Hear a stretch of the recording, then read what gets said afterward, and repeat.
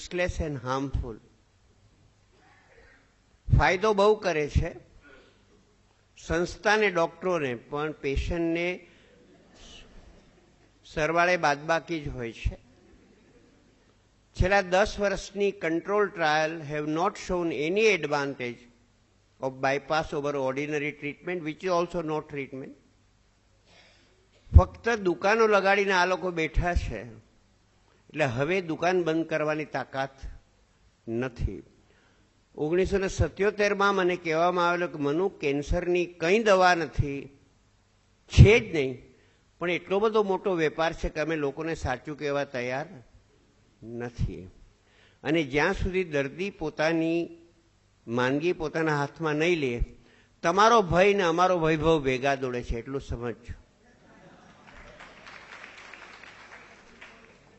અને જ્ઞાનની દ્રષ્ટિએ દર્દી ડાક્ટર કરતા મોટો છે, કારણ કે દર્દીને અનુભવ છે, ડાક્ટરને ફક્ત માહિતી છે.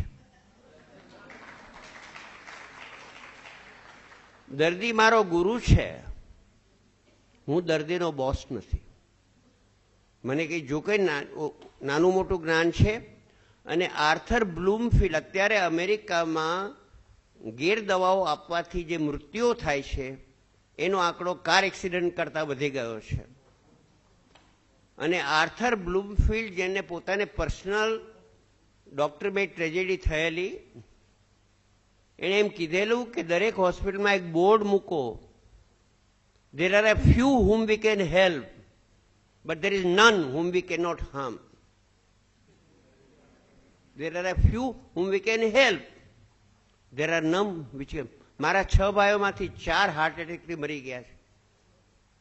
અમારે તો બહુ સ્ટ્રોંગ ફેમિલી હિસ્ટ્રી, 2 નાના અને 2 મોટા. મેં મારો ઇસીજી પણ કઢાવ્યો નથી.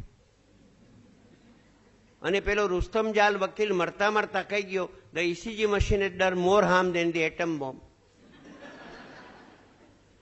1 મહિના પહેલા હતું ટાઈમ્સમાં કે ECG is useless and harmful, કારણ કે ડાઉટ ન હોય ત્યાંથી ઉભો કરે છે. પેલું ફૂસફૂસ્યું બ્લડ પ્રેશરનું હું 210, 110 10 વર્ષથી આ મેન્ટેન કરું છું. મેં ગોળી ખાધી નથી, માયપું નથી. અને ચેકઅપ કરવા જાઓ છો. Checkup clinic is a magical place. Person walks in, patient walks out. Oh, ક્યા બાત.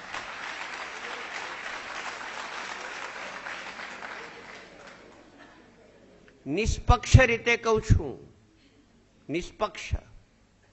આમાં મારી સાથે લુઈસ ટોમસ અમેરિકાના, લાલ વોટસન યુરોપના છે, કે the greatest discovery of the 20th century is the profundity of human ignorance. કેન્સરની બાબત અમે સ્પેલિંગની આગળ જઈ શક્યા નથી ને જવાના નથી. હાર્ટ એટેકની બાબત સેમ, ડાયાબિટીસની બાબત સેમ, બ્લડ પ્રેશરની બાબત સેમ, આર્થરાઇટિસની બાબત સેમ. પણ હજુ ભદ્ર સમાજને એમ છે કે પૈસાને જોરે તબિયત ખરીદી શકાશે. અને ઈશ્વરના દરબારમાં સારી વાત છે કે કોઈ બેટો પૈસાના જોરે 1 મિનિટ લાંબુ જીવો નથી, એને કોઈ પૈસાના અભાવે વહેલો મર્યો નથી. કુદરતી એટલી મહેરબાની છે. આપણે બધા ભૂલી ગયા છીએ. વિનોબાએ કીધું, 1 શ્વાસ 1 પૂર્ણ જીવન છે.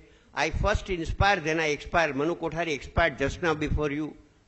બીજો શ્વાસ આવ્યો છે તો બળબડ કરે છે, નહીતર રામ બોલો ભાઈ રામ. તરુણ બેનર્જી, મારો મિત્ર કાર્ડિયોલોજીસ્ટ, કલકત્તામાં મંચ ઉપર ચડ્યો, how to prevent heart attack, અને ત્યારે જ મરી ગયો હાર્ટ એટેકથી. અને 2000 વર્ષ પહેલા, પહેલી સદીમાં માર્કસ ઓરેલિયસ ફિલોસોફરે કીધું, many a physician forecasting death of the patient has at his own funeral attended by the same patient. અમારા નીતુ માંડકે 18,000 બાયપાસ કરીને પોતે જ હાર્ટ એટેકથી ઉપર સીધાવી ગયા. રોગ કોઈ દી આપણને મારતું નથી. મૃત્યુ એટલું પવિત્ર અને માન છે, એ રોગની રાહ જોતું નથી.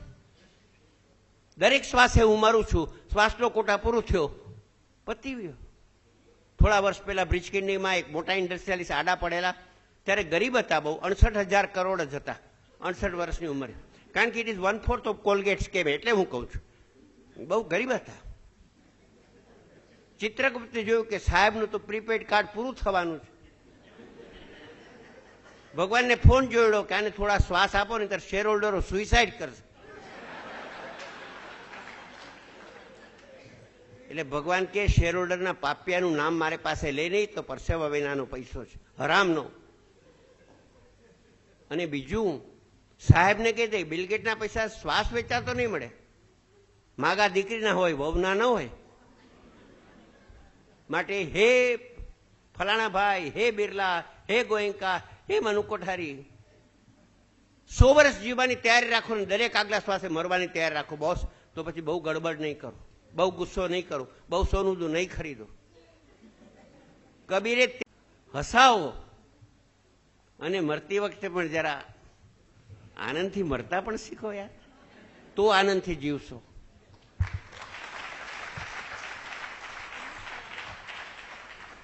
મને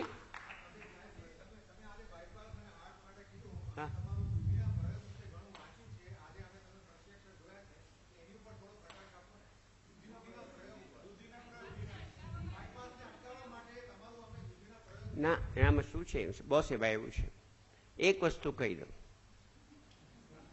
દૂધીનો પ્રયોગ આયુષ્ય વધારતો નથી પણ બાયપાસના તૂતમાંથી તમને બચાવે છે. પહેલી વાત એ, સૌથી પહેલી વાત. બીજું, ઇટ ઇઝ હાઈલી આલ્કલાઇન એટલે હાર્ટને એનર્જાઇઝ કરે છે, હાર્ટનું ઇજેક્શન ફ્રેક્શન ઉપર જાય છે, સાંધાઓ ઢીલા પડી જાય છે જે ટાઈટ થઈ ગયા હોય છે, ભેજું સારું રહે છે, કોલેસ્ટ્રોલ નીચું આવે છે, બ્લડ પ્રેશર કંટ્રોલ થાય છે. કારણ કે દૂધીનો રસ સાક્ષાત અમૃત છે, કોબીનો રસ સાક્ષાત અમૃત છે, કોળાનો રસ સાક્ષાત અમૃત છે. સમજ્યા? એટલે પેલી વાત તો એ કે દૂધી ન હોય તો એ બાયપાસ ન કરાવાય. કોઈ તમને ઝેર મફત આપે તો લેવાય નહીં. 1980માં હું તાતા ઇન્સ્ટિટ્યૂટમાં બેઠો છું ને મારી પાસે મેડિસિનનું બાઇબલ હેરિસનનું વોલ્યુમ પડ્યું છે. એનું પાનું ઉથલાયું કોર્નરી બાયપાસ. મેં ચોખ્ખું લખેલું કે 6 મહિનામાં બધા બાયપાસીસ બંધ થઈ ગયા છે, છતાં પણ પેશન્ટને સારું લાગે છે. કંઈક કારણ હશે. એટલે નીચેની 3 થિયરી છે. પેલું, પ્લેસિબો ઇફેક્ટ, ખર્ચ કર્યાનો આનંદ. એનો પણ લોકોને ગર્વ હોય છે, સાહેબ બ્રિજ કેન્ડીમાં 17 લાખ રૂપિયા આપ્યા, ઓહો ક્યાં વાત છે. સેકન્ડ ઇઝ સેન્સરી ન્યુરેક્ટમી, નર્વ્સ કપાઈ ગયા, હાર્ટ તો ખરાબ જ છે પણ તમને ખબર પડતી નથી. અને third and most likely, bypass and angioplasty kill the complaining segment of the heart. When the heart complaining segment is killed, its nerves are killed. તમે પેન ફીલ કરતા ભૂલી જાઓ છો. જંગ જીત્યો મારો કાણિયો, બહુ ચલે તબ જાણ્યો. You have lost part of your heart. You have lost it irretrievably. અને વધુમાં વધુ હું બરોડાને પણ સફિશિયન્ટલી ગંદુ જોઉં છું, પણ મુંબઈ તો મહાગંદુ છે. મુંબઈનો કચરો દૂર થતો નથી, બીજે ઠેલવાય છે. સમજ્યા? એવી રીતે કોર્નરીનો કચરો જ્યારે સાફ કરો, એન્જિયોગ્રાફી, એન્જિયોપ્લાસ્ટી કે બાયપાસથી સીધો બ્રેઇનમાં જાય છે. અમેરિકાની એટલી ઓનેસ્ટી છે કે 2003ના ન્યૂ ઇંગ્લેન્ડ મેડિસિનમાં કબૂલ કર્યું છે કે એન્જિયોગ્રાફી, પ્લાસ્ટી અને બાયપાસ વચ્ચે 100% બ્રેઇન ડેમેજ થાય છે. 100%. એમાંથી 54માં મેનિફેસ્ટ થાય છે. ફ્રોમ સ્મૃતિ loss to paralysis to loss of senses to loss of vision. પુનઃ મારો એક પેશન્ટ છે, એનું નાક પણ ગયું ને જીભ પણ ગઈ. મને કહ્યું સાહેબ હું તો કાર્ડબોર્ડ ખાઉં છું, કારણ કે જ્ઞાનેન્દ્રિય શક્તિ ગઈ અને આ પણ ગયું. અને મારા સર્જન મિત્રએ એન્જિયોપ્લાસ્ટિક કરાવી. મેં કહ્યું યાર રહેવા દે, તો કે નહીં, ના હું તો ગાઈશ. જાગવાનું ભૂલી ગયા. એન્જિયોપ્લાસ્ટી પછી વેકઅપ સેન્ટર ડિસઅપિયર. ખાઈને સૂઈ જાય તો ગુજરાતી ભાષામાં કહે તો પોદરા જેવા થઈ ગયા. પછી આલ્ઝાઇમર શરૂ થયું પથારીમાં, અને એને 10 ગોળી આપતા હતા, કારણ કે diabetes, hypertension, coronary. Many doctor દીકરી તું આટલી દવા કેમ આપત? તો કે ડાક્ટર એમ કે છે કંઈક થઈ જશે. મેં કંઈક થવા દે યાર. દવા વિડ્રો કરી, પછી 4.5 વર્ષ કાઢ્યા. બોસ, તમારો શ્વાસનો કોટા સિલેક્ટ હશે ને કોણ તમને મારવાનું છે? અને શ્વાસનો કોટા સિલેક્ટ કરી કોણ તમને જીવાડવાનું છે? પણ તમારા અમારા ઉપર ડબલ આશીર્વાદ છે. બગડો કે મરી જાવ તો રોગને બ્લેમ કરો છો, સુધરી જાવ તો ડાક્ટરને ક્રેડિટ આપો છો. અમારે બે રીતે ઘી કેળા છે.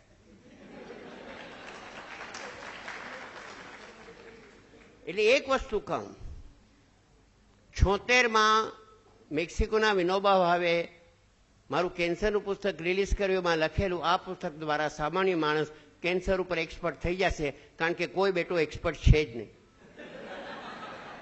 નથી તો નથી. એવી રીતે એક મારવાડી પેશન્ટ આવેલી કલકાતાથી, બહુ પૈસાદાર, ઘણા લોકો પૈસાથી પીડાતા હોય છે, હાર્ટનો પ્રોબ્લેમ લઈને આવી. મેં કીધું, madam you don't need bypass. મને કે 11 કાઢ્યું તો you are the first one to tell me કે બાયપાસની જરૂર નથી. મેં કીધું, આ ક્ષેત્રમાં બધા જ ગધેડા છે, હું કબૂલ કરું છું કે હું ગધેડો છું. બાકીના 10ની પાસે એ નૈતિક હિંમત નથી કે કહી દે કે કંઈ નથી યાર. બાયપાસમાં કોને ખબર છે? કોઈને ખબર નથી. એન્જિયોપ્લાસ્ટી સ્ટેન્ટ અને શું વેપલો, શું ધંધો, અને કેટલું હાઉ ઓલ્ડ ઇઝ બાયપાસ? 1899થી આ સ્ટન્ટ શરૂ થયો છે. તમને ઇતિહાસ ખબર છે? અત્યારે 113 વર્ષ થઈ ગયા બાયપાસની ઘાલમેલ ચાલે છે, અને વાણિયા ફેરવી તોડ, કંઈક નવું. અને તમે બધા એટલા પૈસા ખખડતા હોય છે. અને બીજો પેશન્ટ ઉપર જુલમ હોય તો સગાવાલાઓનો. ઓહો, બે રીતે. નહીં કરાવી જ નાખો. અરે પણ પેલો નથી, નહીં કરાવી જ નાખો. તમારે કેન્સરની ટ્રીટમેન્ટ લેવી પડશે, નહીં તો હું નહીં બોલું. પછી મારે કેવું પડે કે ટ્રીટમેન્ટના લગ્ન તમારા વર સાથે થાય, તમારી સાથે થતા ને. અને પેલું ખાવા બેસે તો જુએ, જરા ઘી વધુ લીધું. અરે ઘી તો કઈ ઝેરી દવા ખાવ 14-15, ઘી ના ખવાય? શું વાત છે? કેનો ન્યાય છે? રોટલી ઘીમાં બોડીને ખાતા શીખો.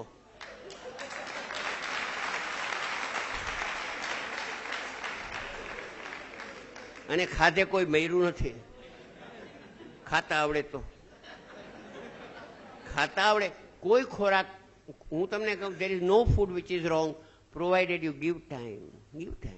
કચરો ખાઓ પણ ધીરે ધીરે ખાઓ. એટલે એક છોકરીને મેં 14 કિલો ઘટાડવામાં મદદ કરી. પછી મને કે મને ફાસ્ટ ફૂડ બહુ ભાવે, શું કરું? મેં કીધું, સ્લોલી ખા. ફાસ્ટ ફૂડ છે એ સ્વાદ છે. ન્યુટ્રિશનને ગોલી મારો, સ્વાદ છે. તો ભાઈ સ્વાદનું ક્ષેત્ર મોટું છે, તો મોઢામાં તો સ્વાદ નહીં માણતો, જીવની પાછળ માણવાના. જલ્દી ખાઈ જાઓ. પાઉંભાજી ખાતા કોકોલા પીતા કરે, કઈ કોકોલાનો સ્વાદ નહીં ને પાઉંભાજીનો સ્વાદ નહીં. એના કરતા એક પકોડું લીધું, એને મોઢામાં ફેરવો, એના પછી એની ચટણીનો ફેરવો, આનંદ કરો. અડધી કલાક લાગશે. મારા એક મિત્ર છે ને કે તાજમહાલમાં લાંબુ બેસવું હોય ને તો ક્લિયર સૂપ ઓર્ડર કરવું અને ફોકથી પીવું.